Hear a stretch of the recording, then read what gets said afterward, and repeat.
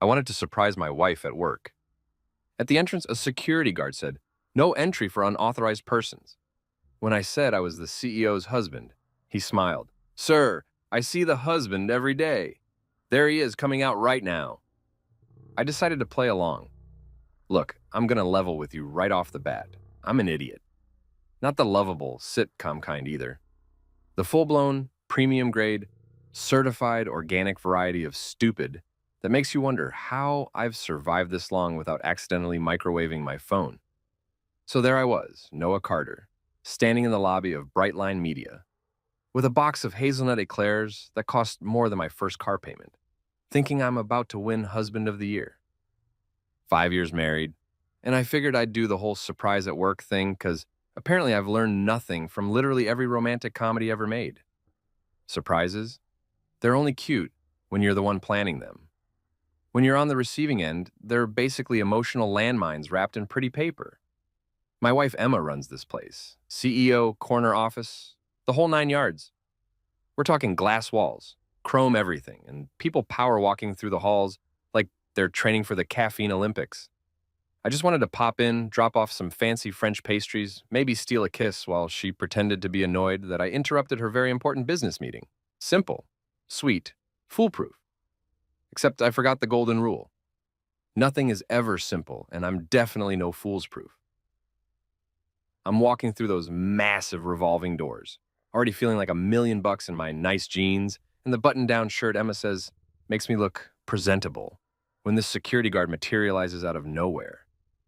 And I mean, this guy looked like he bench-pressed small cars for fun. Uniform so crisp it could cut bread, chest puffed out, like he's personally responsible for defending democracy.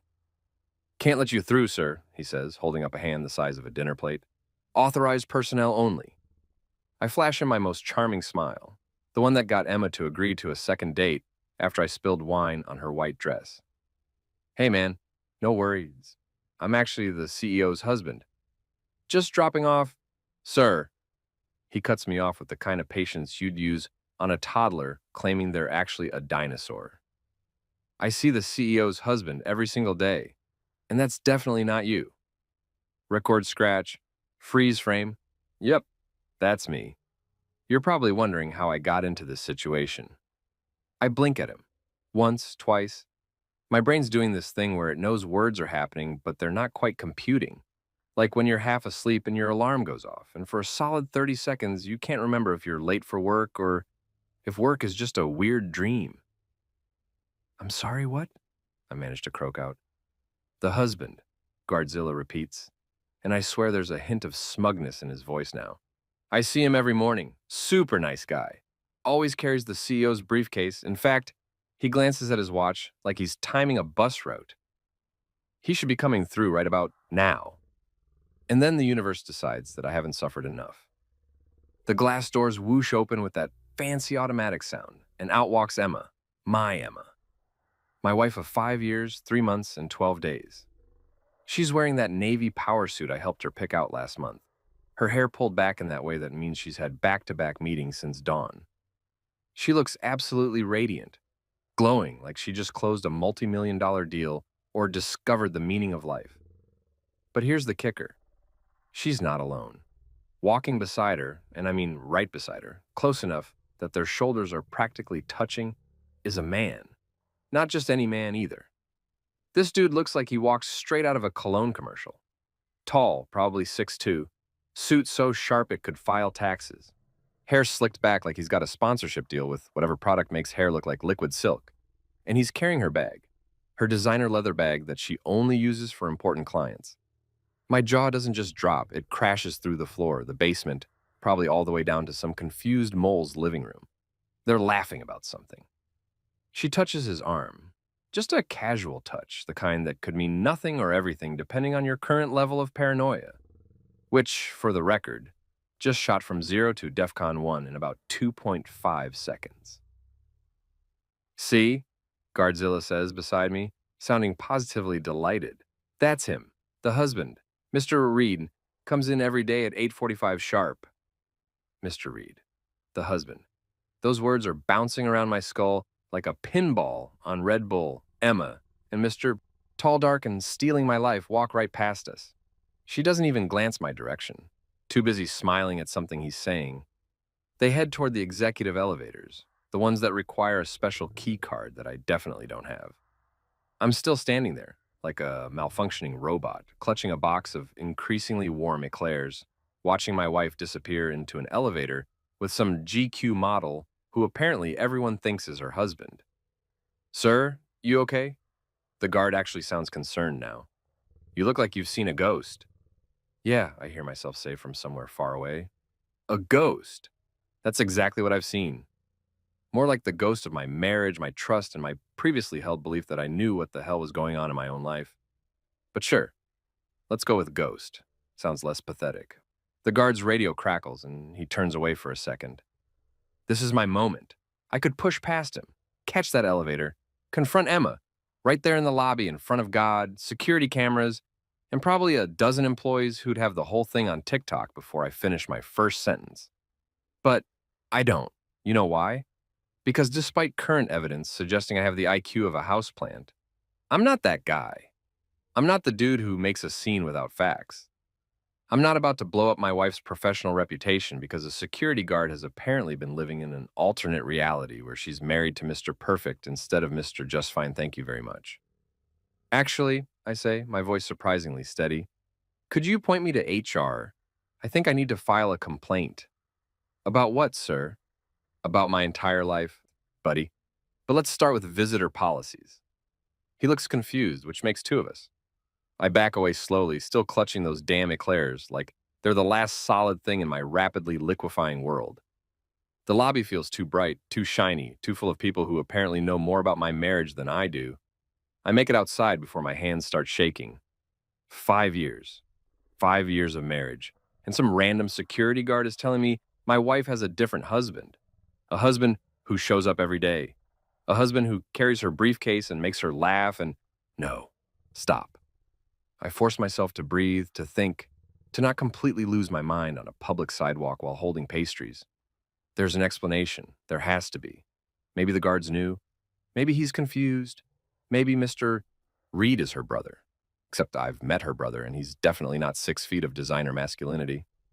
Maybe this is all some elaborate prank for our anniversary. Yeah, a prank. That makes sense. Emma's always said I'm too gullible, too trusting. This is probably her way of teaching me a lesson before surprising me with something amazing. I almost believe it too. At least until I look back through those glass doors and see Emma and Mr. Reed getting into the same black BMW in the executive parking lot. The eclairs hit the trash can with a sad little thud. Happy anniversary to me. Okay, so here's where most guys would completely lose their minds. I'm talking full meltdown, screaming, crying, maybe throwing something expensive, definitely calling a lawyer who advertises on bus benches. That's the normal human response to watching your wife of 5 years drive away with budget Ryan Gosling, while a security guard casually informs you that you've been replaced. But me, I'm built different. And by different, I mean I've watched way too many spy movies and have an unhealthy relationship with denial. So instead of having a completely reasonable emotional breakdown, I channel my inner Jason Bourne, minus the muscles, combat training, and general competence. I'm basically Jason Bourne if Jason Bourne worked in IT support and his most dangerous skill was fixing printer jams. I walk back into that lobby like I own the place. Confident stride, head up, box of eclairs retrieved from the trash because I have paid $17 for those things, and I'll be damned if this crisis goes to waste. Back so soon? Guardzilla asks, eyebrows raised. Yeah, you know what? I changed my mind. I lean against his desk all casual-like, as if my entire world isn't currently doing the Macarena on my chest. I'd actually love to meet this husband everyone keeps talking about. The CEO's office, you said? He looks at me like I've just asked him to explain quantum physics using only interpretive dance. Sir, I can't just let random people... Random? I let out a laugh that sounds only slightly unhinged. Buddy, I'm the most unrandom person here. In fact, I'm so specific, so particular, that I'd really love to have a chat with Mr. Reed, clear some things up, well, maybe compare notes on, I don't know, favorite coffee orders, inside jokes, anniversaries. The guard's hand moves toward his radio. Sir, I'm going to have to ask you to leave. Oh, I'm leaving. I push off from the desk, giving him my best smile, the one that says I'm totally fine and definitely not planning to spend the next week spiraling into an investigative obsession that would make true crime podcasters proud. But just out of curiosity, what kind of car does Mr. Reed drive? Black BMW 7 Series, he says automatically, then catches himself. Wait, why? No reason, just making conversation. You have a great day, my man. Protect that lobby, fight the good fight. Keep letting my wife's secret husband waltz in here every morning while I'm at home making her breakfast like some kind of domesticated chump. I'm halfway to the revolving doors before he calls out, Sir, are you okay? Never been better, I shout back, probably a little too loud. A woman in a pencil skirt gives me a wide berth. Living the dream. Feeling fantastic. Definitely not planning anything crazy. The automatic doors can't spit me out fast enough. Here's the thing about rage mixed with confusion and topped with a generous helping of what the actual, well, hell. It makes you do stupid things. Things you'd never normally do. Things that in hindsight you'll look back on and think, wow, that was definitely the behavior of a stable, rational adult. Which is how I end up at the coffee shop directly across from Brightline Media, sitting at a window seat like I'm on a stakeout in a bad detective novel.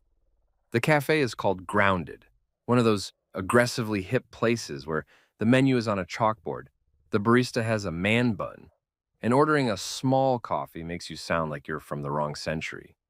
Everything's got some cutesy name like the Enlightened Bean or Conscious Cup.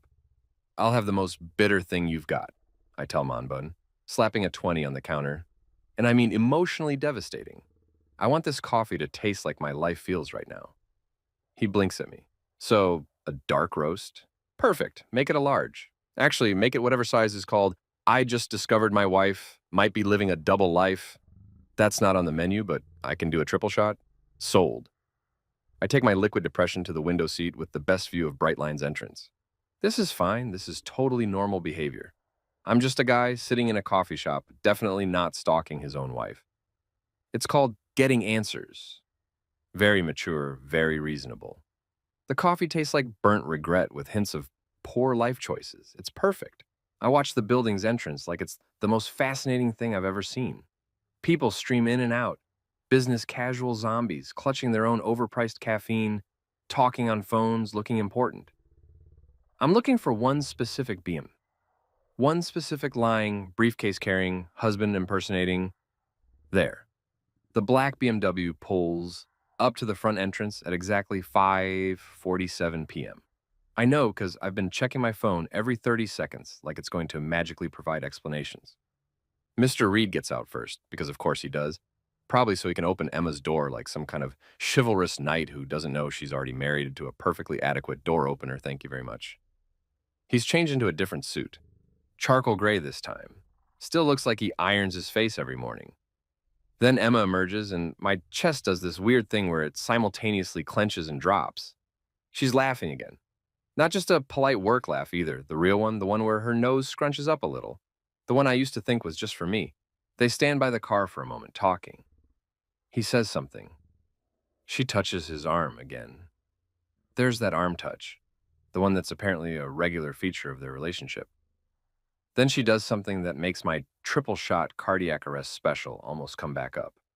She adjusts his tie, just reaches up, casual as anything, and straightens his tie like it's the most natural thing in the world. Like she's done it 1,000 times before. My hand, the one holding my phone, moves on autopilot. I'm filming. I don't even remember deciding to film, but there I am, phone pressed against the window, recording my wife being domestic with another man. Dude, are you okay? Manbun is suddenly beside me with a plate. You ordered the anxiety muffin? I absolutely did not order that. Yeah, but you looked like you needed it. On the house. I glance at the muffin. It's got some kind of seeds on it.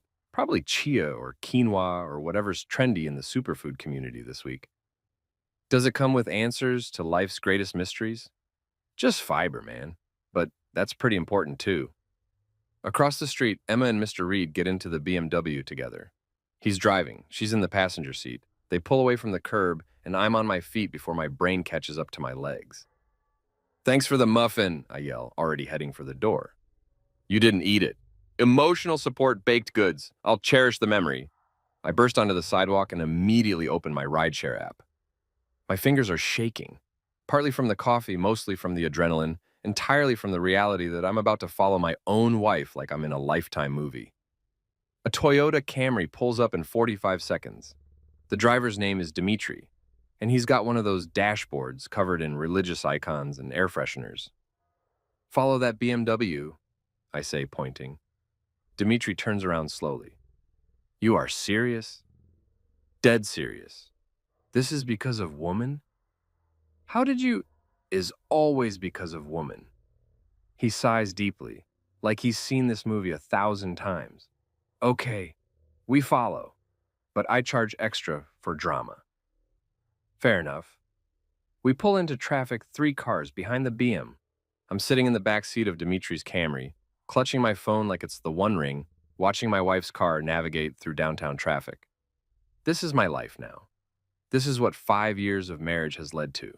Me, a probably stale anxiety muffin in my pocket, paying surge pricing to tail my own wife.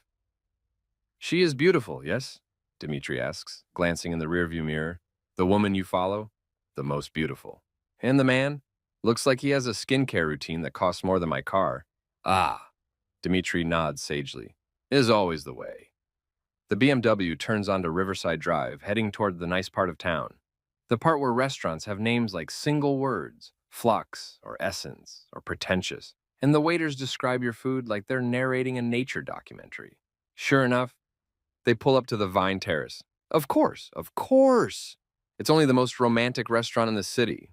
The place where proposals happen and anniversaries are celebrated and, apparently, where wives take their second husbands for a nice Wednesday evening. You want I should wait? Dimitri asks as they valet the BMW. Yeah, no, I don't know. I'm watching them walk toward the entrance. Mr. Reed's hand is on the small of Emma's back. Actually, can you just park somewhere with a good view? Of restaurant? Of my marriage ending. Is very sad, Dimitri says. But he parks across the street with a perfect sightline to the restaurant's front windows. I can see them being seated. Corner table. Candlelight, because apparently the universe has jokes. A waiter brings menus. They're both smiling, talking, looking like every other normal couple out for a nice dinner. Except one half of that couple is my wife. My phone's still recording. I don't know what I'm going to do with this footage. Exhibit A in divorce court? A really depressing TikTok?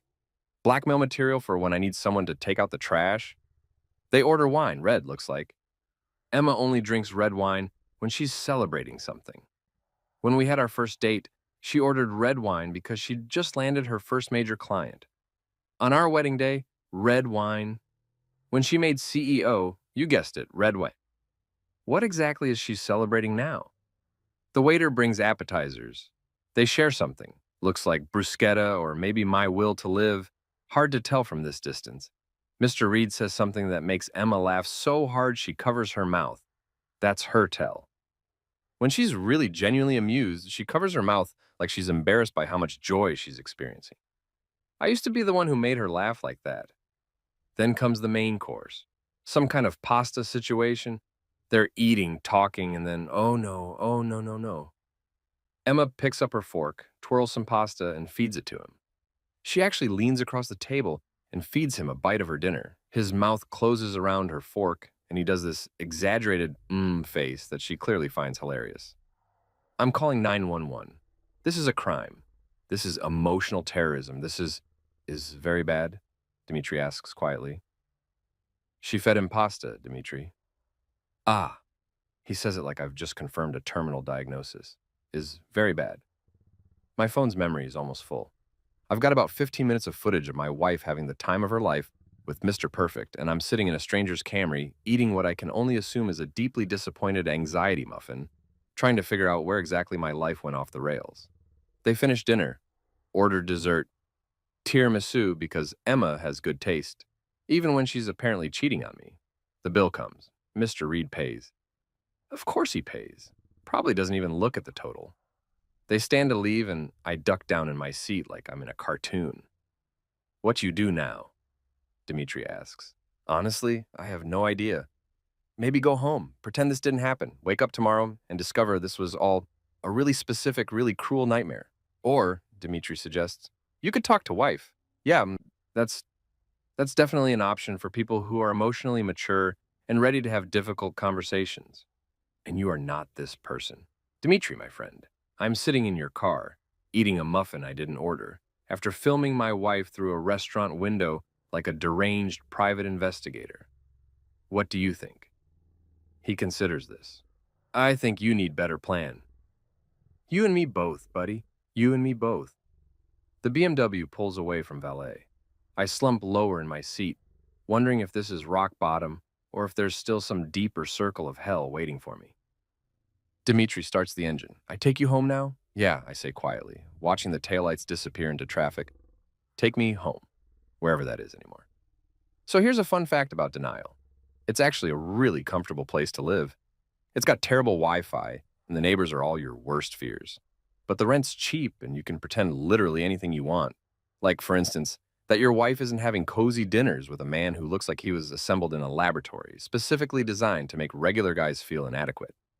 I spent the entire ride home, staring at my phone, watching the footage I'd recorded like it was going to suddenly reveal that this was all a massive misunderstanding.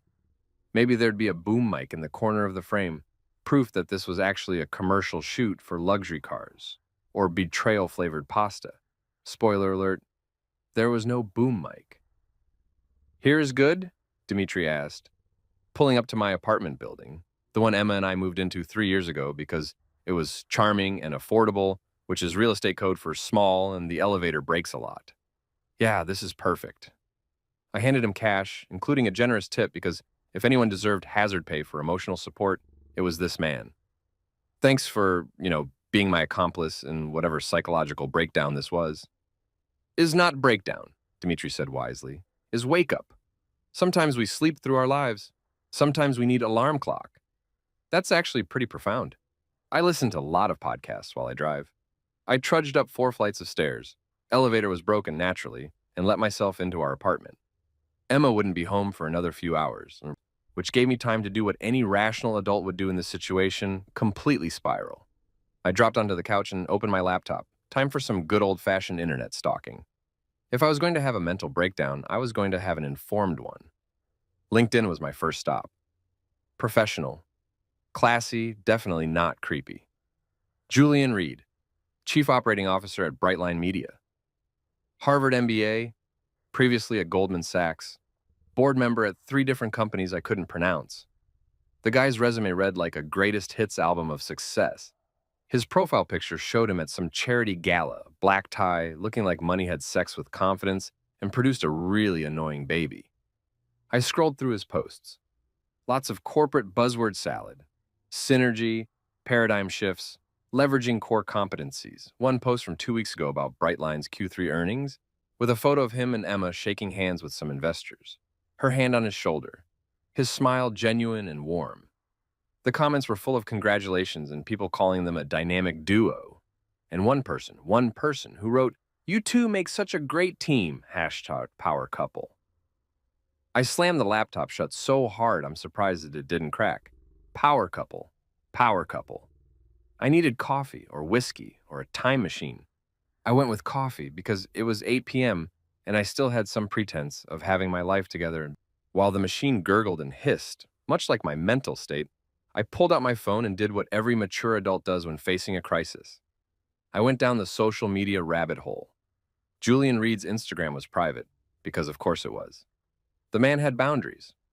Unlike me, apparently, who was currently violating every principle of trust and privacy in my marriage. But his Twitter was public, well, X, or whatever we're calling it now. I refused to fully commit to the rebrand. Some hills are worth dying on. His posts were mostly business stuff, retweets of industry news, and the occasional motivational quote that probably made sense if you were the kind of person who woke up at 5 a.m. to do hot yoga and drink green smoothies. But then I found something interesting. A tweet from 3 weeks ago. Family is everything.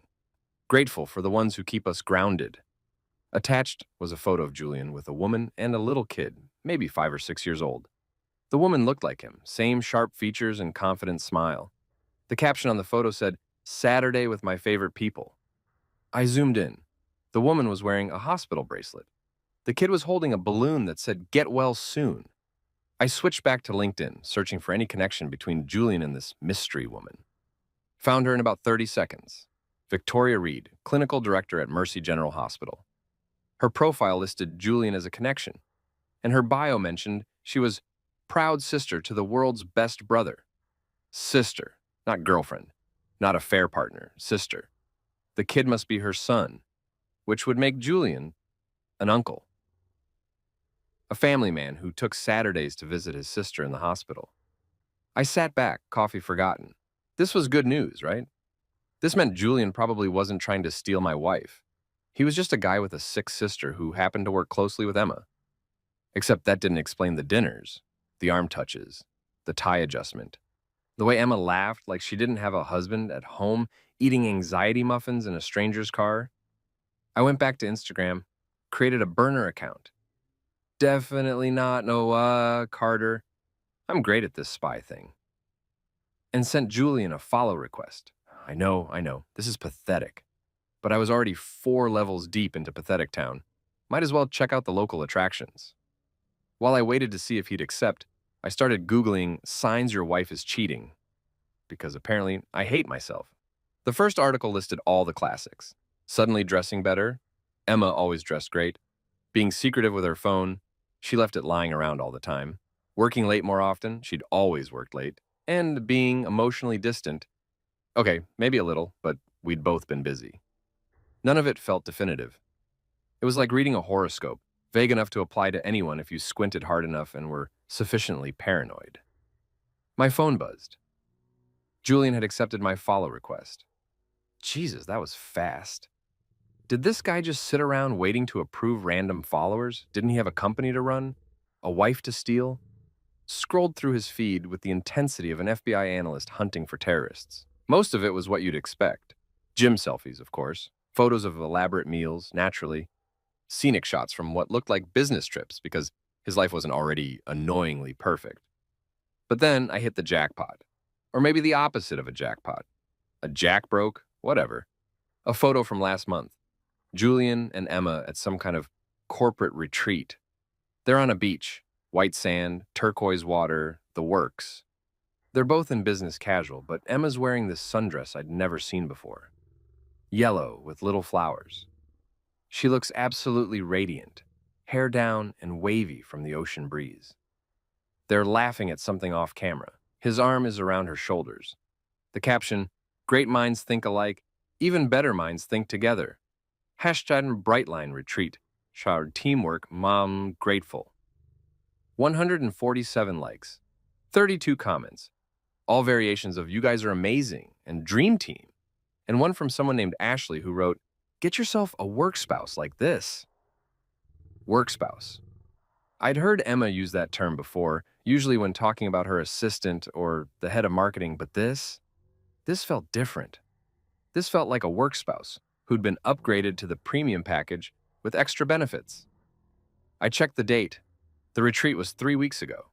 Emma had told me about it, some leadership thing in Florida. She'd sent me photos of the hotel, complained about the conference food, FaceTimed me one night when she couldn't sleep. She hadn't mentioned Julian, not once. Not a single "Julian said the funniest thing today," or "Julian and I grabbed dinner after the workshops." Nothing. I scrolled further back, found more photos of them together. Always professional settings, conferences, office parties, ribbon-cutting ceremonies. But they were in almost every group shot, usually standing next to each other. In one photo from 6 months ago, at what looked like a company holiday party, Emma was adjusting Julian's pocket square while he laughed. The pocket square, the tie, she was always straightening something on him, like he was a Ken doll she was styling for success. My coffee had gone cold. The apartment felt too quiet, too empty, too full of questions I didn't want to ask, because I was terrified of the answers. I needed a plan, a real one, not just follow wife around like a creep and hope for the best. I needed information, facts, evidence that either proved Emma was cheating or confirmed I was losing my mind. Option 1. Confront her directly. Ask her point blank about Julian and watch her reaction. Pros: honest, mature, straightforward. Cons: I'm a coward. And also, what if the answer is worse than the uncertainty? Option 2, hire a private investigator. Pros: professionals who know what they're doing, unlike me. Cons: Expensive also feels like admitting our marriage is a lifetime movie. Option 3. Keep investigating on my own, gather more evidence, and then confront her with facts. Pros. I get to feel like a detective, might find exonerating evidence, gives me time to process. Cons. Every crime podcast I've ever listened to would be screaming at me not to do this. I went with option 3, obviously, because I make excellent choices. I spent the next 2 hours building what I can only describe as a conspiracy theory board, but digital. I created a private note on my phone titled, "Definitely Not About Emma." Again, nailing this subterfuge thing. And started listing everything I knew. Facts. Julian is COO at Brightline, works directly with Emma. Security guard thinks Julian is Emma's husband. They arrive together most mornings. They have regular dinners, or at least one dinner that I witnessed. Emma touches him frequently, arm, tie, pocket square. They attended a beach retreat together. Julian has a sister in hospital and a nephew. Julian is objectively more attractive than me. Okay, this might not be a fact, but it feels like one. Questions. Does Emma have feelings for Julian? Does Julian have feelings for Emma? How long has this been going on? Does anyone else at Brightline know? Am I the only person in the world who didn't realize my wife has a work husband? Why didn't she mention him before? Why does the guard think Julian is her actual husband? Theories. 1. They're having an affair. Worst case scenario, also most obvious. 1. They're very close friends and I'm jealous. Possible, but doesn't explain the secrecy. 1. And it's all work related and I'm creating drama from nothing. Then why do I feel like something's off? 1. Simulation theory, and none of this is real, unhelpful, but can't rule it out. I was staring at my phone trying to decide if adding a 5th theory about parallel universes was taking things too far when I heard keys in the door. Emma was home. I panicked, closed the note app so fast I almost threw my phone across the room, and tried to arrange myself on the couch in a way that said normal husband having a normal evening rather than paranoid investigator who's been stalking you through the internet. The door opened, and there she was, still in her navy power suit, hair slightly mussed from the day, carrying her briefcase and a bag from our favorite Thai place down the street. "Hey, babe." She smiled at me, that real smile, the one that made me fall in love with her in the first place. "I brought pad Thai, extra peanuts, just how you like it." And just like that, all my theories and investigations and carefully cataloged evidence felt stupid. This was Emma, my Emma. The woman who remembered how I liked my noodles, who brought home dinner even though she'd probably been working since dawn, who was looking at me right now with nothing but affection. Maybe I was going crazy. Maybe I was manufacturing problems where there weren't any. Maybe. "How was your day?" she asked, setting the food on our kitchen counter. And I looked at her, really looked at her, trying to find any hint of guilt or secrecy or anything that suggested she was living a double life. I found nothing. Just my wife, tired from a long day, being thoughtful and sweet. "It was fine," I lied. "Totally normal. Definitely didn't follow you to a restaurant or create a burner Instagram account to stalk your coworker." She laughed, thinking I was joking. "You're such a weirdo. That's why I love you." She kissed my cheek and went to change out of her work clothes, leaving me alone with the Thai food and my thoughts and the growing certainty that I was either about to uncover the truth or completely destroy my marriage trying. Possibly both. I pulled out my phone and added one more line to my notes. "Tomorrow, go back to Brightline. Get past security, find out what the hell is actually going on." The pad Thai was delicious, by the way. Extra peanuts and everything. Tasted like impending doom, but in a really flavorful way. You know what's great about insomnia? Absolutely nothing. But you know what insomnia is great for? Overthinking every single moment of your relationship and wondering if you've been living in a romantic comedy where you're not the love interest, you're the oblivious best friend who doesn't realize the main character has moved on. I spent the entire night staring at the ceiling while Emma slept peacefully beside me, which, by the way, felt like its own kind of betrayal. How dare she sleep soundly while I'm over here, having an existential crisis that would make Hamlet say, "Dude, relax." Every time I closed my eyes, I saw Julian's stupid, perfect face, that hair, that suit, that arm around Emma's shoulders on a beach that I'd never been invited to. My brain was stuck in a loop, playing the greatest hits of my paranoia on repeat. By 5 a.m., I gave up on sleep entirely.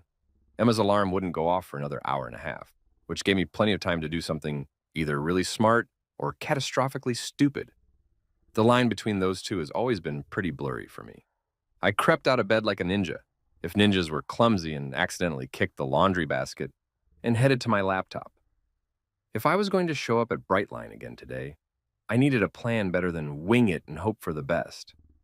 LinkedIn had become my new best friend, which is either really sad or really resourceful depending on how charitable you're feeling. I pulled up Brightline Media's company page and started scrolling through employees. There had to be someone, anyone, who could tell me what the deal was with Emma and Julian. Someone who worked closely with them. Someone who might have noticed if there was something going on. That's when I found her, Rebecca Cho, executive assistant to the CEO.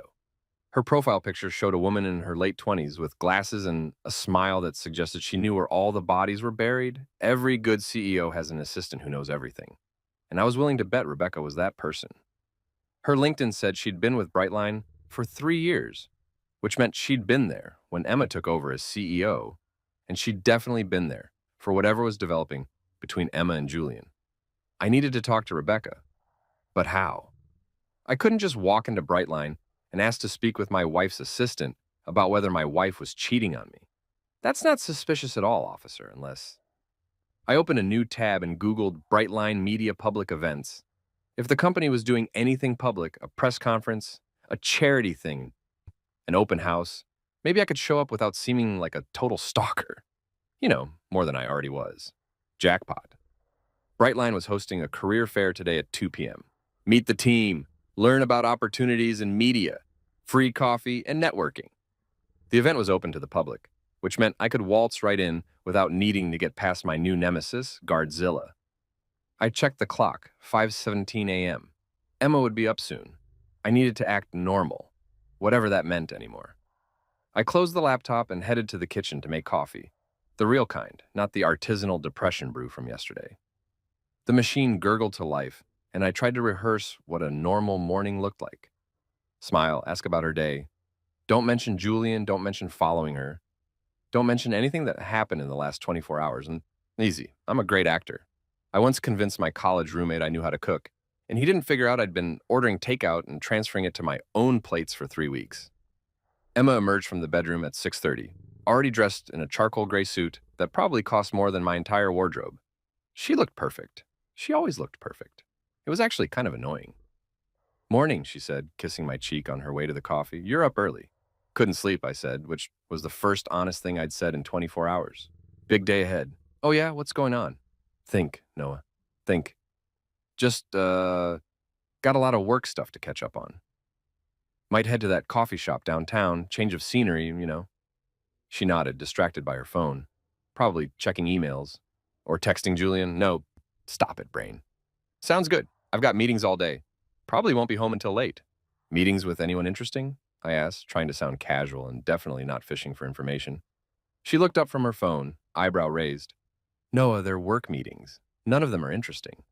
Right, obviously. I was just making conversation, like a normal person, who is totally normal. Are you okay? You're being weird. Me? Weird? Never. I'm the most not weird person you've ever met. I'm aggressively regular. She laughed, thank God, and grabbed her briefcase. Okay, weirdo. I'll see you tonight. Love you.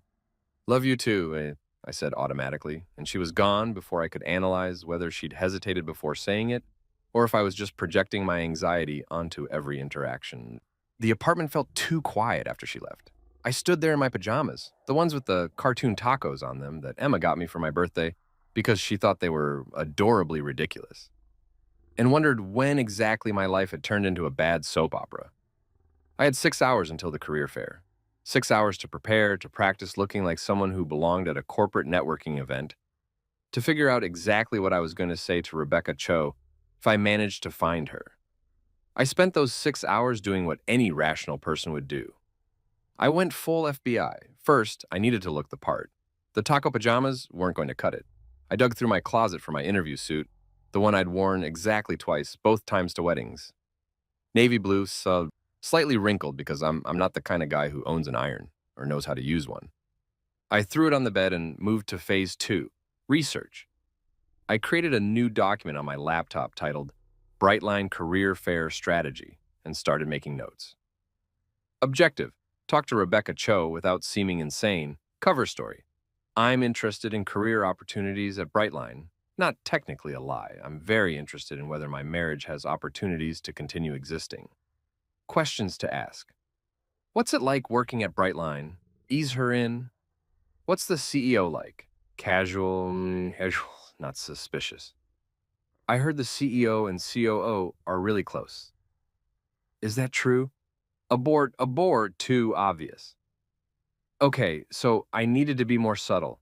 I could do subtle. I'm a subtle guy. I once went to an entire dinner party without mentioning that I could solve a Rubik's Cube in under 2 minutes. That's restraint. I spent the next hour scrolling through Brightline's website, memorizing facts about the company so I could sound semi-intelligent if anyone asked why I was interested in working there. Revenue: $47 million annually. Employees: 230. Primary business: digital media and content creation. Known for innovative storytelling and cutting-edge campaigns. Great. I knew nothing about any of that, but I could fake it. I've been faking confidence my entire adult life. What's one more performance? At noon, I started getting ready. Shower. Shave. The suit that made me look like I was either going to court or a funeral. I slicked my hair back with some product Emma kept in the bathroom. The expensive stuff that smelled like cedar and promises. I looked in the mirror. The guy staring back at me looked almost professional. Almost like someone who belonged at a career fair, and not like someone who was using a career fair as a cover to investigate his wife's potential affair. You got this, Moss, I told my reflection. You're Noah freaking Carter. You've survived worse than this. Technically, I hadn't, but positive self-talk is important. I grabbed my laptop because people at career fairs bring laptops, right? And headed out. The elevator was working for once, which I took as a good omen. The universe was on my side, or at least not actively trying to sabotage me, which was about as much as I could hope for these days. And the rideshare to Brightline took 20 minutes. Not Dimitri this time, some kid named Tyler who spent the entire ride telling me about his SoundCloud. I gave him 5 stars because I'm not a monster, even if his music sounded like a robot having a breakdown. Brightline Media looked different in the afternoon. Less intimidating, more approachable. There were balloons outside, corporate blue and white, and a banner that said, "Your future starts here." My future, right? The one that either included a wife who loved me or divorce papers and a studio apartment where I'd eat cereal for dinner and question all my life choices. I walked through the front doors. Different security guard, younger, less invested in who was or wasn't married to the CEO. He barely glanced at my ID before waving me toward the elevators. My career fair's on the 5th floor, he said. Can't miss it. 5th floor, where I'd seen Emma and Julian looking at blueprints yesterday. This was either fate or a really cruel coincidence. The elevator ride felt like it took 3 years. I practiced my smile in the reflective walls. Too eager, too nervous, too much like a guy who's about to do something stupid. The doors opened to organized chaos. The 5th floor had been transformed into a networking paradise, or hell, depending on your perspective. Booths everywhere, each one representing a different department. Marketing, sales, creative, operations, HR, which I was definitely avoiding because those people could smell desperation. And there, near the back, a booth labeled Executive Operations. Behind it, Rebecca Cho. She looked exactly like her LinkedIn photo, except more tired. She was juggling 3 conversations at once, handing out brochures and somehow managing to look both professional and deeply exhausted.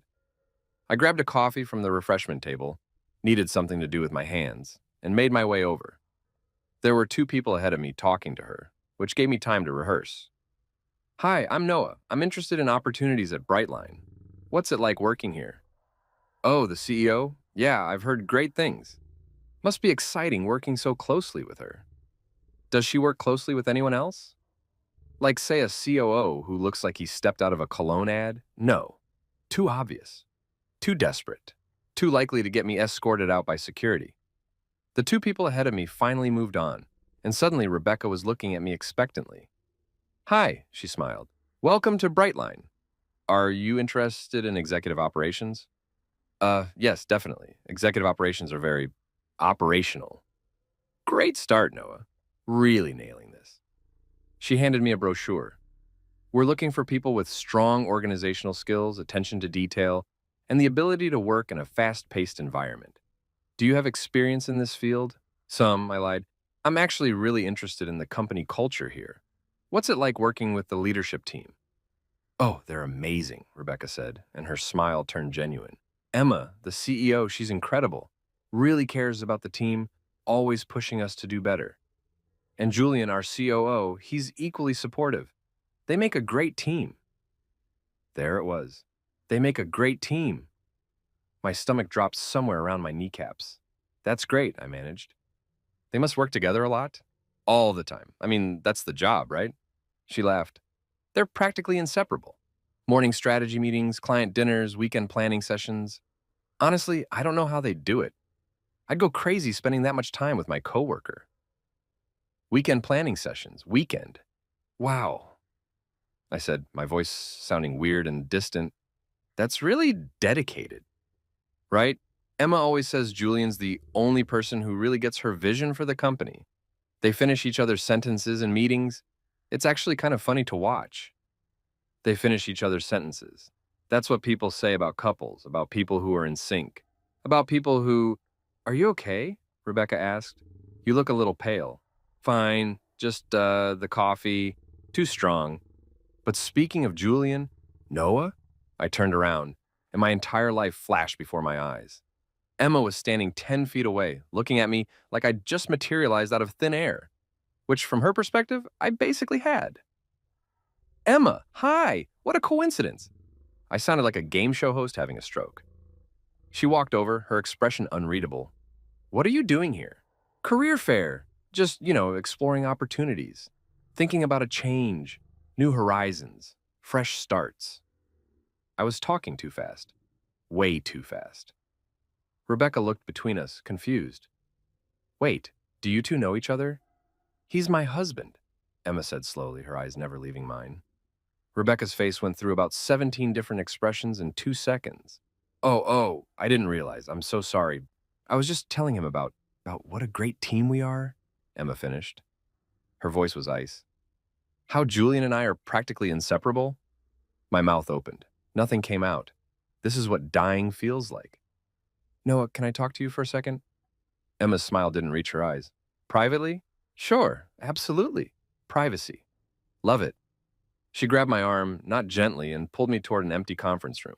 The door closed behind us with a click that sounded like a coffin shutting. Start talking, Emma said. And I did. Because at this point, what else was I going to do? Here's the thing about being caught in a lie. There's a split second where you can either commit to the bit and dig yourself deeper, or you can come clean and face the consequences. Most people would choose honesty. I, however, am not most people. I can explain, I said, which is universally recognized as code for I absolutely cannot explain, but I'm about to try anyway. Emma crossed her arms, leaning against the conference table.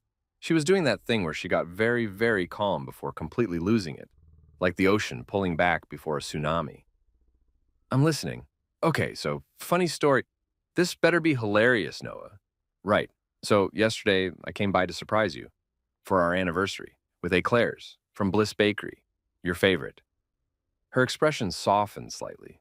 You did? Yeah, but then the security guard told me he sees your husband every day and that your husband definitely wasn't me. And then you walked out with Julian and he was carrying your bag and I was talking so fast the words were practically tripping over each other and I maybe followed you to dinner and watched you feed him pasta through a restaurant window while sitting in a stranger's Camry eating an anxiety muffin. Silence. The kind of silence that has weight and texture and probably its own gravitational field. Then Emma did something I didn't expect. She laughed. Not a little chuckle either. A full, bent-over, tears-in-her-eyes laugh that echoed off the glass walls. You, she gasped between laughs. You followed me?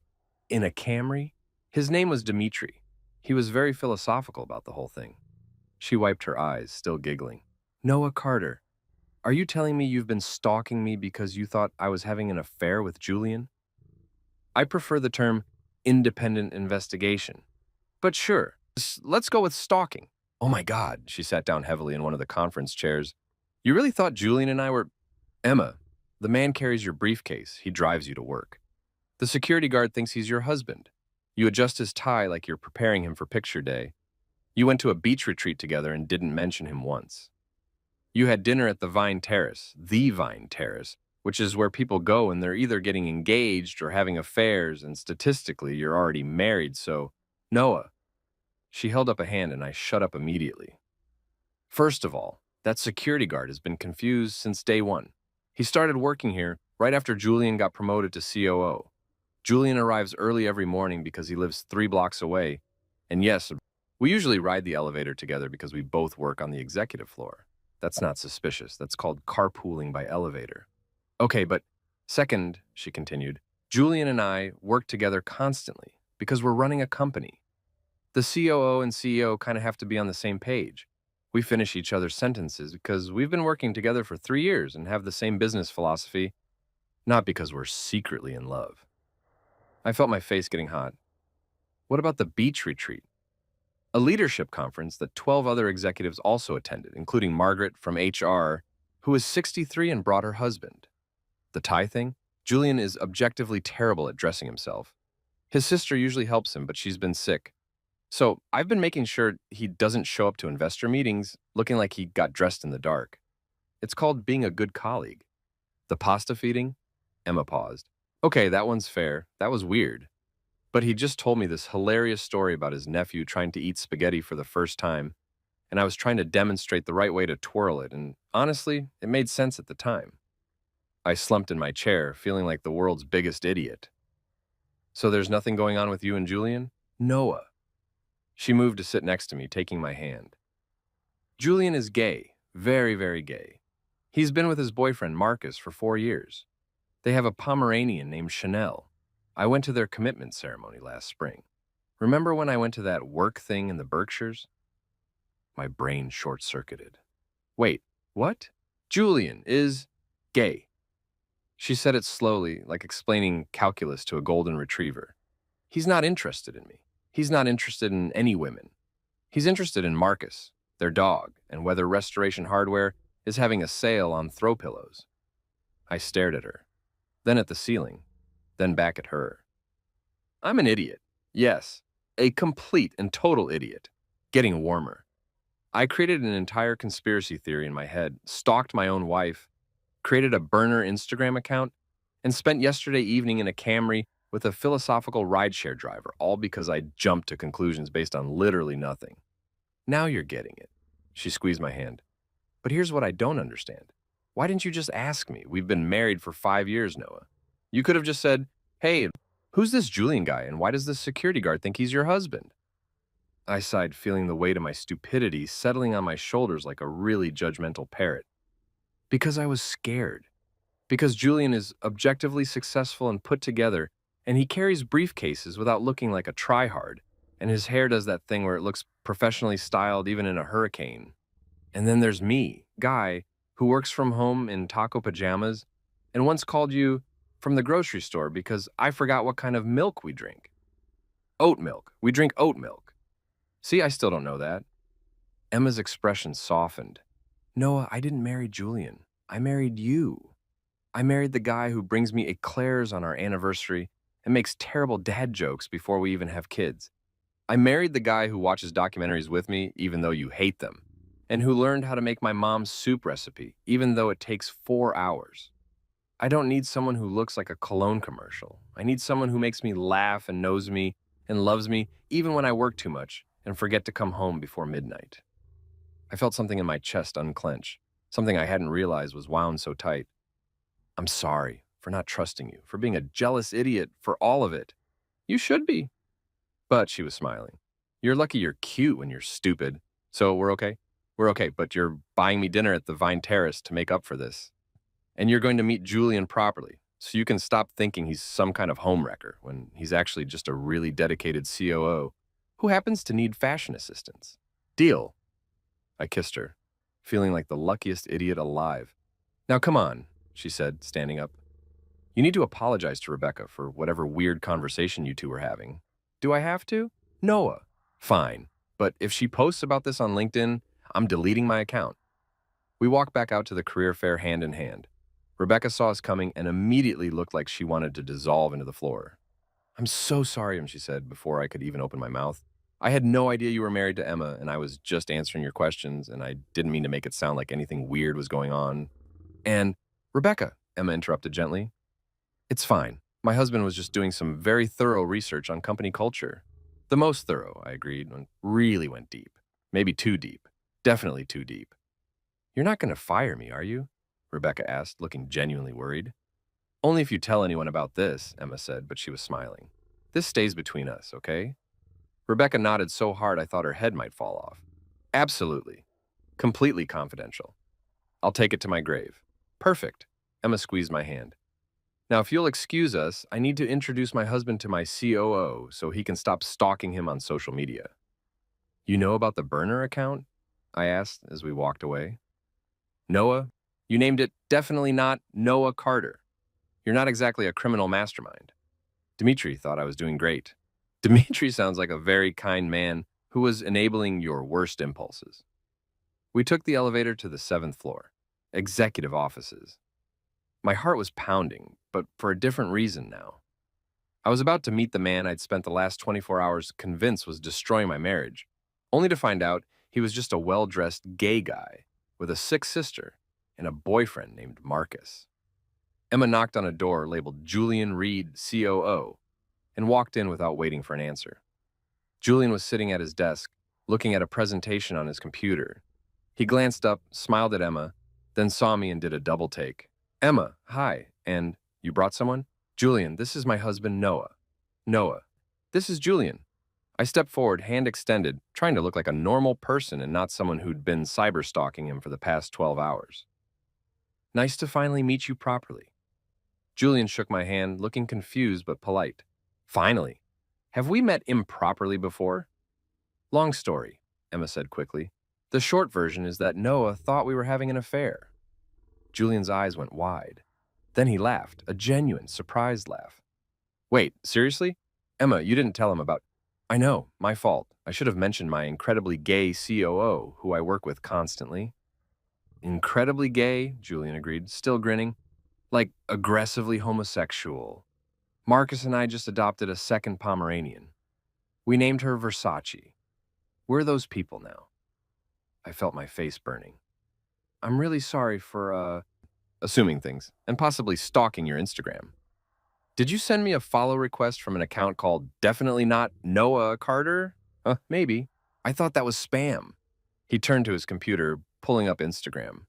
Marcus and I were trying to figure out if it was a bot or just someone with a really unfortunate naming convention. It's the second thing, I admitted. I'm not great at this, clearly. But Julian was smiling. Look, no hard feelings. Emma's amazing, and I can see why you'd be protective. Though, for the record, even if I were straight, she'd still pick you. She talks about you constantly. She does? Constantly, Julian confirmed. Last week, she spent 20 minutes telling me about, how you learned to make her mom's soup. I know more about that soup than I know about our Q3 projections. Emma looked embarrassed. I don't talk about him that much. You literally have a photo of him on your desk wearing those taco pajamas. Those pajamas are adorable. They're very adorable, Julian agreed. Noah, you seem like a good guy. How about we all grab lunch sometime? You, me, Emma, and Marcus. We can all properly meet, and you can see that I'm not a threat to your marriage. Just a threat to Emma's color-coordinated filing system because I keep putting things in the wrong folders. Lunch sounds great, I said, meaning it. And sorry again for being a paranoid weirdo. We've all been there, Julian said kindly. Marcus once thought I was cheating on him because I was being secretive about my phone. Turns out I was just planning his surprise birthday party. He felt like an idiot for weeks. That actually makes me feel a lot better. Good. Now get out of here, both of you. I've got a presentation in 10 minutes, and I need to fix whatever organizational chaos happened while I was distracted. Emma and I left Julian's office and walked back to the elevator in silence. Once the doors closed, she turned to me. So, feel better? Much better, also much dumber, but in a good way? You're lucky I love you. I really am. The elevator dinged, and the doors opened into the lobby. Guardzilla was back at his post. He saw me and Emma together and did a visible double take.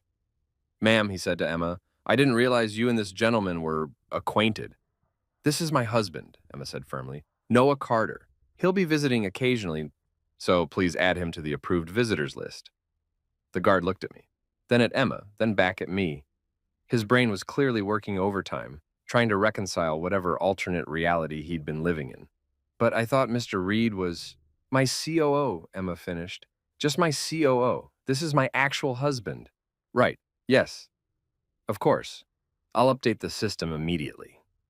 He was typing furiously on his computer, probably wishing the floor would swallow him whole. Emma and I walked out into the sunshine, hand in hand. I can't believe that guard has thought Julian was your husband this entire time, I said. I can't believe you created an entire conspiracy theory instead of just asking me about it. In my defense, the evidence was very compelling. The evidence was you being jealous and jumping to conclusions. Same thing, she laughed, pulling me closer. Come on, let's go home. You're making me that 4-hour soup tonight as penance. Worth it, I said, kissing her temple. And it was. That evening, standing in our kitchen chopping vegetables for Emma's mom's legendary soup, I had what you might call an epiphany. Or maybe just a realization that I'm the kind of person who should probably talk to a therapist about his trust issues and tendency to catastrophize. You're doing it again, Emma said from the couch, where she was supposedly working but was actually watching me with amusement. Doing what? That thing where you overthink while cooking. Your face gets all scrunched up. It's very cute and also slightly concerning. I set down the knife. I'm just thinking about how stupid I was. We've established that. No, but like really stupid. Emma, I followed you. I created fake social media accounts. I spent hours convinced you were cheating on me instead of just asking you a simple question. She closed her laptop and came over to the kitchen island, settling onto one of our stools, the ones we bought at IKEA and spent 6 hours assembling because neither of us believed in reading instructions. Okay, she said seriously, let's actually talk about this. Not the Julian thing. We had beaten that horse to death. But the real question? Why didn't you feel like you could just ask me? I focused very hard on dicing an onion, which was convenient because now I had an excuse for my eyes watering. Because I was scared. Of what? The answer. I set down the knife again, because apparently we were doing this now. Em, when I saw you with Julian, saw how you laughed with him, how comfortable you were, how you guys just fit together in this professional power couple way, I realized I never feel like I fit into your world. My world? Yeah. Your world of corner offices and business trips and wearing clothes that cost more than my car. I work from home in pajamas, Emma. I spend my days troubleshooting other people's computer problems. I'm not exciting, I'm not sophisticated, I'm just me. Emma was quiet for a moment. Then she got up, walked around the island, and hugged me from behind, resting her chin on my shoulder. You want to know why I fell in love with you? She asked softly. Because I am devastatingly handsome and charming? Because on our second date, you spilled wine on my dress, panicked, and tried to clean it with club soda while simultaneously apologizing and explaining the scientific properties of carbonation. You were so earnest and dorky and completely yourself. You didn't try to be smooth or impressive. You were just Noah. That's a low bar. It's not, though. She squeezed me tighter. Do you know how exhausting it is to be on all the time?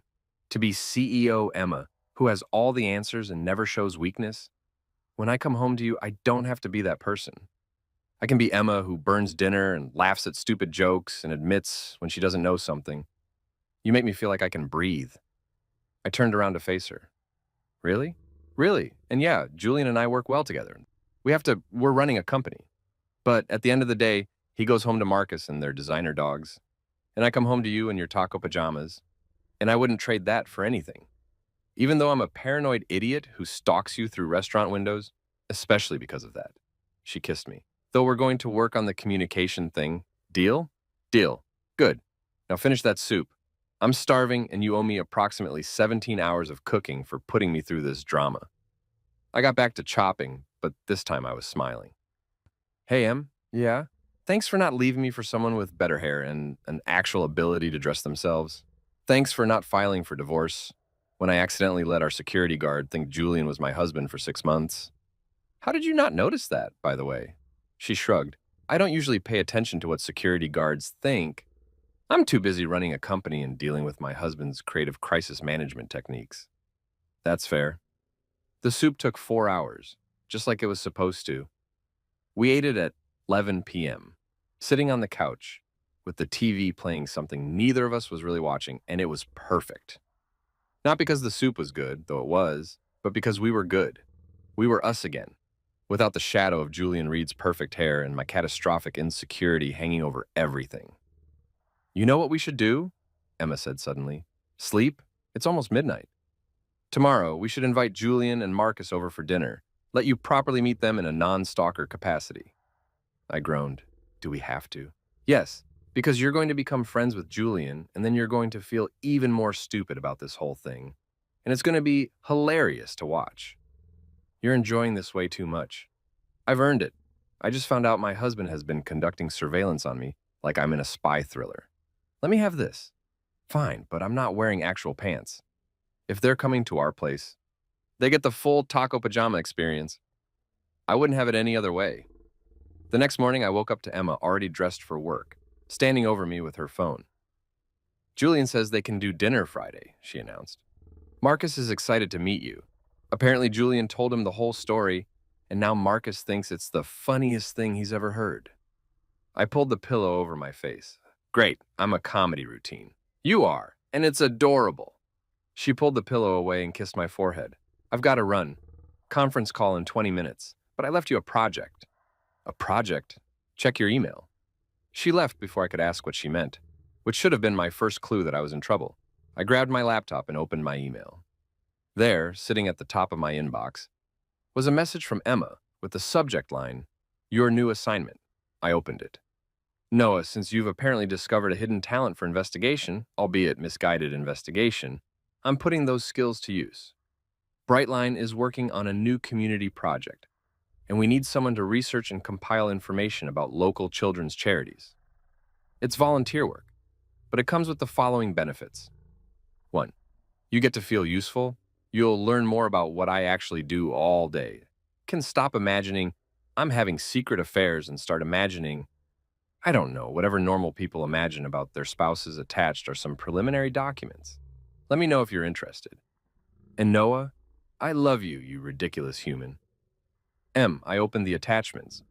There were files about children's hospitals, literacy programs, community centers, all marked with notes about budget projections and potential partnerships. One file was labeled Reed Family Foundation. Reed, as in Julian Reed. I clicked it open. Inside were documents about a charity run by Julian's family, focused on pediatric care and support for families with children facing serious medical conditions. There were photos of Julian with his sister Victoria and her son. The same photos I'd seen on his social media, but with more context. Victoria had been diagnosed with cancer 3 years ago. Julian had started the foundation to help cover her treatment costs and support other families going through similar situations. The foundation had grown significantly, and now Brightline Media was partnering with them to build a new children's wing at Mercy General Hospital.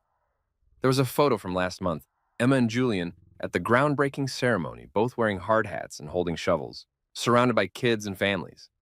Emma was laughing, one arm around Julian's shoulder, the other high-fiving a little girl in a wheelchair. This was what she'd been working on. This was why she'd been spending so much time with Julian. Not because they were having an affair, but because they were trying to do something good, something that actually mattered. And I'd been too busy playing detective to notice. I spent the rest of the day reading through the documents, making notes, researching similar programs in other cities. By the time Emma came home at 7 p.m., I had a full report compiled, complete with recommendations, budget suggestions, and a list of potential partners. So, she asked, dropping her briefcase by the door, what do you think? I think you're amazing, I said honestly, and I think I'm an idiot for not asking what you were actually doing instead of assuming the worst. She smiled, coming over to look at my laptop. These are good notes, really good. Did you find the information about the children's literacy program? Yeah, I think you should partner with them too. They're already established in the community and it would help with outreach. That's exactly what Julian said. She paused. You know, you could actually help with this project. We need someone to coordinate the community outreach, and you're good with people. I work in IT support. You help confused people solve problems all day. That's literally what community outreach is. I looked at the documents on my screen, then at Emma's hopeful expression. You really want me involved in this? I really do. I meant what I said in that email. I want you to understand what I do, and I think you'd be good at this. Plus, you'd get to work with Julian, which means you can finally realize he's just a regular person who happens to have better fashion sense than most. When you put it that way, is that a yes? That's a yes. But I'm still wearing the taco pajamas to dinner on Friday. Wouldn't dream of changing that rule. Friday came faster than I expected, which is to say, I had 3 full days to panic about meeting Julian and Marcus in a non-professional and actually social capacity, where they would definitely judge my life choices and apartment decor. Stop cleaning, Emma said, watching me wipe down the kitchen counter for the 3rd time. They're not the cleanliness police. Marcus has a Pomeranian named Chanel. Chanel. These are people who understand aesthetics. People who probably have throw pillows that cost more than our couch. Noah, I'm spiraling. I'm aware I'm spiraling, but I can't stop. The doorbell rang at exactly 7 p.m. because, of course, they were punctual. I opened the door to find Julian looking somehow even more put together in casual clothes. Dark jeans, a crisp white button-down, and a blazer that probably had its own insurance policy. Beside him was Marcus, tall, black, with locks pulled back in a bun, and a smile that could power a small city. Noah, Marcus said warmly, immediately going in for a hug like we were old friends. I've heard so much about you. The Instagram stalking story, chef's kiss. Julian's been dining out on that all week. Glad I could provide entertainment, I said, trying not to be awkward, and definitely being awkward. Don't mind him, Julian said, holding up a bottle of wine. He thinks everything is hilarious. We brought Sancerre. Emma mentioned you guys like white wine. We do. Come in. Please excuse the apartment. It's small and our elevator breaks a lot, but it has character. Character is just code for problems, Marcus said, laughing. We love it. Our place has character too. Last week, our dishwasher started making sounds like a dying whale. I immediately liked him. Emma emerged from the bedroom. Having changed out of her work clothes into jeans and one of my old college sweatshirts, the ultimate sign that she was comfortable. Marcus, Julian, come in. Make yourselves at home. We settled in the living room, which suddenly felt much smaller with 4 adults in it. I'd made appetizers, fancy cheese and crackers because I'd watched exactly 1 YouTube video about entertaining, and poured wine with hands that only shook a little. So, Noah, Marcus said, diving right in because apparently he didn't believe in small talk. Julian tells me you thought he was stealing your wife. Marcus, Julian groaned. What? It's funny, and honestly, kind of sweet. Shows you care. Shows I'm paranoid and need therapy, I corrected. Okay, that too, but in a romantic way. Emma laughed. I've been telling him the same thing. The paranoia is concerning, but the protectiveness is cute. I'm right here, I protested. We know, all 3 of them said in unison. Dinner was surprisingly easy after that. We ate the soup I'd made. Marcus had 2 bowls and declared it dangerously good, and talked about everything from Marcus's work as a graphic designer to Julian's ongoing battle with their condo board about noise complaints from their Pomeranians. They're small dogs, Marcus said passionately. How much noise can they possibly make? They bark at literally everything, Julian said. Last week, Chanel barked at her own reflection for 20 minutes. She's very security conscious. She's neurotic. She gets it from you. Emma and I exchanged glances. They bickered like an old married couple, which they basically were. How did you guys meet? I asked. Dating app, Marcus said. Julian's profile said he was looking for someone who appreciated fine wine and finer dogs. I did not write that. You absolutely did. I have screenshots. Those are fabricated evidence. You're a terrible liar. Marcus turned to us. Anyway, we matched, went to dinner, and he showed up wearing 3 different patterns that somehow all clashed. I knew immediately I'd found my project. Your project? Julian asked, offended. Baby, you needed help. You were wearing a striped shirt with a plaid blazer. That's a cry for help. Emma helps me now, Julian said defensively, and I'm very proud of her for taking on that burden. I was laughing so hard I almost spilled my wine. These weren't the sophisticated, intimidating people I'd built up in my head. They were just normal, funny, real. After dinner, while Emma and Marcus were in the kitchen loading the dishwasher and arguing about the correct way to arrange plates, Julian and I ended up on the balcony. It was small, barely big enough for two people, but it had a decent view of the city lights. Thanks for coming, I said. I know this whole thing has been weird. It's not that weird, Julian replied. I get it. You love Emma, and from the outside, I can see how our relationship might look questionable. Still, I should have trusted her. Should have trusted that she wouldn't do something like that. You're human. Humans get scared and make stupid decisions. Trust me, Marcus and I have had our moments too. Last year, I got paranoid because he was being secretive about his phone. Turned out he was planning a surprise trip to Paris for our anniversary. But I'd convinced myself he was talking to his ex. Really? Really? I even checked his phone while he was in the shower. What did you find? Flight confirmations and hotel reservations? I felt like the world's biggest idiot, but Marcus was actually kind of touched that I cared enough to be jealous, even though the jealousy itself was stupid. That's exactly how Emma reacted. Because when you love someone, their flaws become endearing instead of annoying. Most of the time, anyway. We stood in comfortable silence for a moment, watching the city. Hey, Julian? Yeah? I'm glad Emma has you. As a partner, I mean, a work partner. Someone who gets what she's trying to do and supports her. I'm glad she has you, Julian said. She talks about you constantly. Did you know that? She mentioned it. No, but like, constantly. Last week, we had a 3-hour strategy meeting, and she somehow worked you into the conversation at least 5 times. It's actually impressive how she manages to connect quarterly projections to your taco pajamas. I laughed. Those pajamas are a gift. They really are. Marcus and Emma joined us on the balcony, which was definitely too small for 4 people, but we made it work. What are you boys talking about? Emma asked. Your husband's excellent taste in sleepwear, Julian said. And how we're all idiots sometimes, I added. Cheers to that, Marcus said, raising his wine glass. We all clinked glasses, standing on a tiny balcony in an apartment with character. And I thought, this is good. This is what it's supposed to feel like. 3 weeks later, Emma came home with that smile, the one that meant she was up to something and I was either going to love it or be deeply concerned. What did you do? I asked immediately. Why do you assume I did something? Because you have your scheming face on. I don't have a scheming face. You absolutely do. It's the same face you had before you surprised me with that weekend trip to the mountains where we got lost for 3 hours because you insisted you knew the way without GPS. We found our way eventually. Emma, she sighed, pulling an envelope from her bag. Okay, fine, I have something for you, but you have to promise not to be weird about it. I'm always weird about things. More weird than usual. I took the envelope, which was heavier than expected. Inside was an invitation, fancy cardstock, embossed lettering, the works. You are cordially invited to the grand opening of the Carter Wing at Mercy General Hospital. The Carter Wing? I looked up at her. What is this?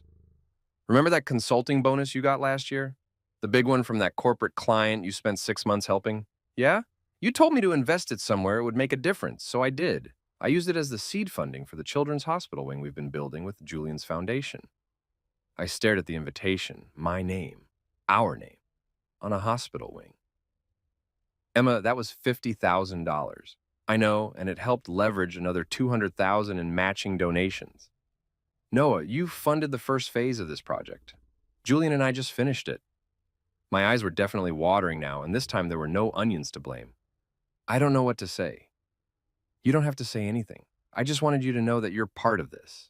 You're part of what we're building. You might work from home in taco pajamas, but you're making a difference. I pulled her into a hug, holding on tight. Have I mentioned that I love you? Once or twice, she murmured into my shoulder, but I don't mind hearing it again. I love you. Even when I'm being a paranoid idiot who creates conspiracy theories instead of just asking questions. Especially then. The grand opening was scheduled for the following Saturday. Emma had arranged for us to get a tour beforehand, so we showed up early. Me in an actual suit, Emma in a dress that made her look like she was about to broker world peace. Julian and Marcus were already there, along with Victoria and her son Tyler.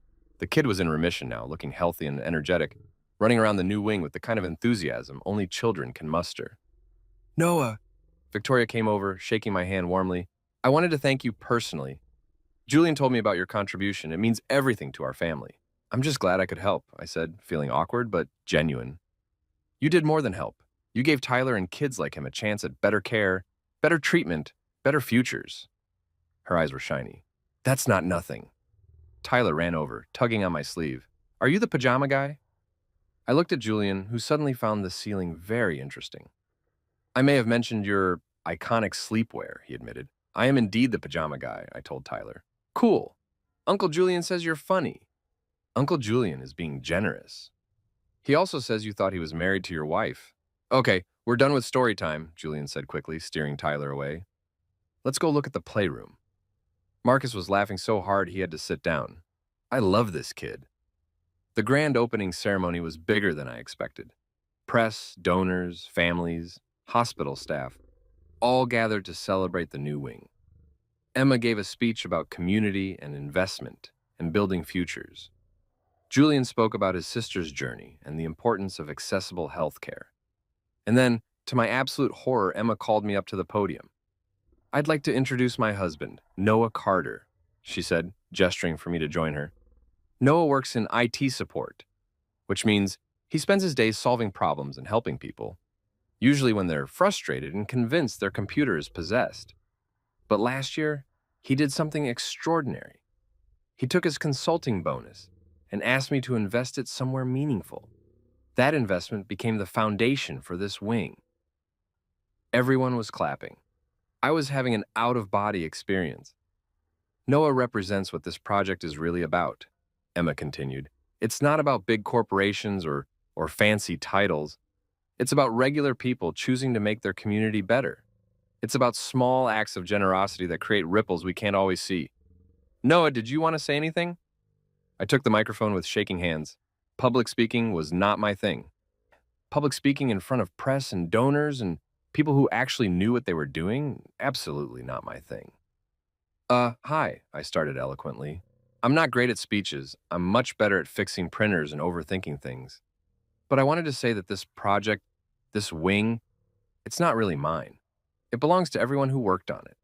To Julian and Victoria, who turned a family crisis into a mission to help others. To Emma, who took a random idea and made it real. To Marcus, who...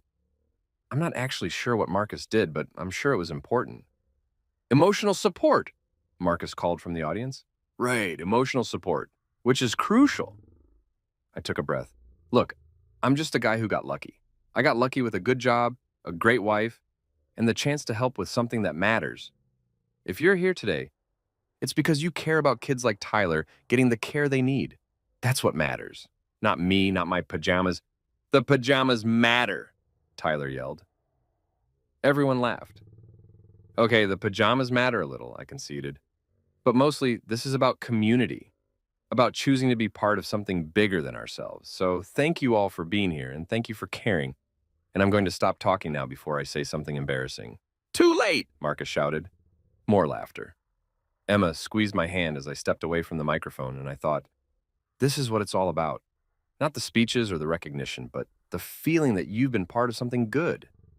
After the ceremony, we toured the wing properly. It was beautiful. Bright colors, murals on the walls, play areas for kids, comfortable spaces for families. In the main hallway, there was a plaque.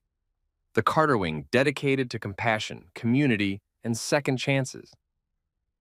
Small acts of generosity create ripples we can't always see. You used my fumbling speech quote, I asked Emma. It was a good quote, she said. Very you. Julian appeared beside us, Victoria and Tyler in tow. So, what do you think? I think this is incredible, I said honestly. I think you guys built something that's going to help a lot of people. We built it, Julian corrected. All of us. Team effort. Team effort, I agreed. Tyler tugged on my sleeve again. Mr. Pajama Guy? Just Noah is fine. Will you come visit sometimes when I have checkups? My heart did that thing where it simultaneously expanded and broke a little. Absolutely. I'll be here. Will you wear the pajamas? Tyler, Victoria started, but I held up a hand. You know what? Maybe I will. Hospital gowns are overrated. Taco pajamas are clearly the superior choice. Emma laughed. Marcus cheered. And Julian looked like he was reconsidering every life choice that had led to this moment. But Tyler was beaming, and that made it all worth it. 1 month after the grand opening, Emma and I attended the hospital's monthly family event. A Saturday morning thing where kids in treatment could come play games, do art projects, and just be kids for a few hours. I'd become a regular volunteer, which was simultaneously the most rewarding and most humbling thing I'd ever done. Turns out, when you're not busy creating conspiracy theories about your wife's colleagues, you have time to actually do good in the world. Who knew? Tyler had become my unofficial buddy. Every time I showed up, he'd run over and demand I judge whatever Lego creation he'd made that week. The kid was building increasingly elaborate structures. Last week, he'd made a spaceship with a functioning drawbridge. I didn't even know Lego spaceships could have drawbridges. Noah! He spotted me from across the playroom and came sprinting over. Look what I made! He held up a Lego figure wearing what appeared to be pajamas made from tiny printed blocks. Is that? It's you! I made Lego Pajama Guy. I took the figure carefully, genuinely moved. Tyler, this is the best thing anyone's ever made for me. Really? Really? Can I keep it? Duh. That's why I made it. Emma appeared beside me, camera in hand. I need a photo of this. For posterity. For blackmail you mean? Same thing.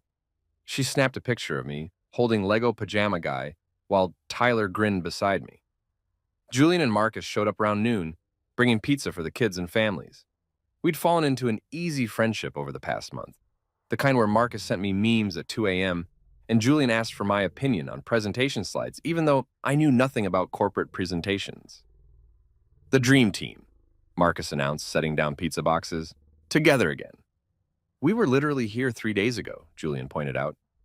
And yet it feels like forever. I'm sentimental. We spent the afternoon playing games with the kids, helping with art projects, and generally making fools of ourselves in the name of entertainment. Victoria found me during a brief break while I was recovering from an intense game of musical chairs that I'd lost spectacularly. I wanted to talk to you, she said, sitting beside me. If this is about my musical chairs performance, I know it was bad. The 6-year-old who beat me made sure I knew. She laughed. No, though that was entertaining.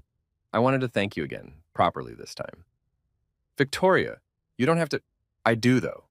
When Tyler got sick, I felt so helpless. We had insurance, but the costs kept piling up. And I was working full-time while trying to be there for him, and Julian was doing everything he could, and it still felt like we were drowning. This wing, what you and Emma and Julian built, it's changing lives. Not just Tyler's, but so many other families. I didn't know what to say, so I just squeezed her hand. Tyler talks about you constantly, she continued, about the pajama guy who brings him Lego and tells bad jokes and makes him laugh. You've become part of his healing process, Noah. That matters more than any donation. I'm just showing up. That's exactly it. You're showing up, consistently, genuinely. That's what these kids need, people who show up. After she walked away, Emma found me suspiciously misty-eyed by the juice boxes. You okay? She asked. Yeah, this is good, right? What we're doing here? The best, she agreed, kissing my cheek. You're doing great. Even though I almost ruined everything by being a paranoid mess who thought you were cheating, especially because of that. Your paranoia led to us having dinner with Julian and Marcus, which led to you getting more involved with the project, which led to you being here every week making kids laugh. Sometimes stupid decisions lead to good outcomes. That's a very generous interpretation. I'm a very generous person. You really are. We stayed until closing time, 6 p.m., when families started trickling out and volunteers began cleanup. Tyler gave me a hug goodbye that lasted approximately forever and made me seriously consider the logistics of having kids someday. See you next week, Mr. Noah, he asked. Absolutely, and I'll bring more Lego. The spaceships? The spaceships! As Emma and I were leaving, we ran into a familiar face in the parking lot, Guardzilla from Brightline Media. Mr. Carter? He looked shocked to see me. What are you doing here? Volunteering, I said. What about you? My daughter's being treated here, leukemia. She's in remission now, but we still come for checkups. Everything clicked into place. The new children's wing, that's why you're here. Best care she's ever received, he said, his voice thick with emotion. I heard you were involved with making it happen. I wanted to thank you. I'm glad I could help, I said, meaning it. He hesitated, then laughed awkwardly. I also wanted to apologize for that whole confusion about Mr. Reed. I realize now that probably caused some problems. Some problems was a generous way to put it, but I appreciated the acknowledgement. It's fine, I said. Actually, it kind of worked out for the best. Long story. Well, thank you anyway, for everything. After he left, Emma turned to me with that smile, the one that meant she was about to say something sappy. Don't, I warned. I'm just thinking, don't, about how a month ago you were stalking me through restaurant windows, and now you're a regular volunteer making actual differences in people's lives. I told you not to get sappy. Can't help it. I'm married to a reformed stalker who turned into a children's hospital volunteer. That's character growth. That's a redemption arc. I'm never going to live down the stalking thing, am I? Never, she confirmed cheerfully. I'm going to tell that story at parties for the rest of our lives. We don't go to parties. We'll start going to parties just so I can tell the story. I pulled her close, kissing her forehead. Fair enough. I deserve that. You really do. We drove home as the sun set, painting the sky in those ridiculous shades of orange and pink that look fake but somehow aren't. Emma's hand was in mine. The radio was playing something neither of us really listened to. And I thought about how weird life is. A month ago, I was convinced my marriage was falling apart. Now, I was volunteering at a children's hospital wing that partially bore my name, friends with the man I'd thought was stealing my wife, and holding a Lego figure of myself in pajamas made by a 6-year-old with more creativity and wisdom than I'd probably ever have. Hey, Em, I said as we pulled into our parking spot. Yeah, thanks for not divorcing me when I was being insane. Thanks for not actually stalking Julian beyond that one dinner. That could have gotten really awkward. I mean, I did create a burner Instagram, which he accepted immediately because he accepts everyone. The man has 3,000 followers, and he's not picky. That makes me feel simultaneously better and worse. We climbed the 4 flights to our apartment, elevator still broken, naturally, and collapsed on our couch. Emma immediately stole my sweatshirt, even though she had approximately 40 of her own. I didn't complain. This was what marriage was: sharing sweatshirts, telling embarrassing stories at hypothetical future parties, and building a life together that included both catastrophic misunderstandings and children's hospital wings. My phone buzzed. A text from Marcus. Dinner next Friday? Julian's cooking, which means I'm ordering backup pizza just in case. I showed Emma, who laughed. Tell him yes, but request the pizza regardless. Julian's cooking is ambitious at best. You've had his cooking? Once. He tried to make coq au vin and somehow both undercooked and overcooked it. I didn't know that was possible. That's actually impressive. It's something. I replied to Marcus with a yes and a pizza emoji, then tossed my phone aside. You know what's weird, I said? Everything about our lives? Well, yes, but specifically, I'm kind of glad all this happened. The paranoia, the stalking, all of it. Emma raised an eyebrow. You're glad you convinced yourself I was having an affair? Not glad about that part. But if it hadn't happened, I wouldn't have really understood what you do. I wouldn't have gotten involved with the hospital project. I wouldn't have met Marcus and actually become friends with Julian. I'd still be sitting at home in my pajamas, living completely separate from your world. And now? Now I'm sitting at home in my pajamas, but at least I understand your world. And I'm part of it in my own weird way. She cuddled closer. I like having you in my world, even though I'm still wearing taco pajamas. Especially because you're wearing taco pajamas. Never change, Noah. Not even if Julian offers to take me shopping. He will offer. Marcus has probably already suggested it. And I should say, whatever you want, but for the record, I love you exactly as you are. Questionable fashion sense and all. We stayed like that for a while, wrapped up in each other in our small apartment with its broken elevator and its character, watching the city lights flicker on as evening settled in. My phone buzzed again. This time it was Julian. Marcus tells me you said yes to dinner. Just so you know, I'm actually a competent cook. That coq au vin incident was an anomaly. Emma's propaganda campaign against my culinary skills is unfounded and borders on defamation. Then Marcus. He's already panicking about the menu. I've ordered pizza. See you Friday. Then Tyler's mom, Victoria. Tyler wanted me to tell you he's building a Lego hospital now. You're responsible for this obsession. Then a photo from Julian.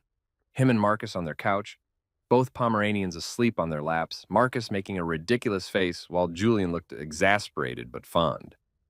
Emma looked over my shoulder, reading the messages. We have weird friends. The best kind, I agreed. And somewhere in the city, at a hospital wing that bore our name, kids like Tyler were getting treatment and care and maybe building Lego spaceships with drawbridges. And somewhere in a corner office, a security guard was going home to his daughter who was in remission, grateful for a facility that gave her the best chance. And here in our small apartment with its character and its broken elevator and its view of the city lights, Emma and I were exactly where we needed to be. Together. Even if I was wearing taco pajamas, especially because I was wearing taco pajamas.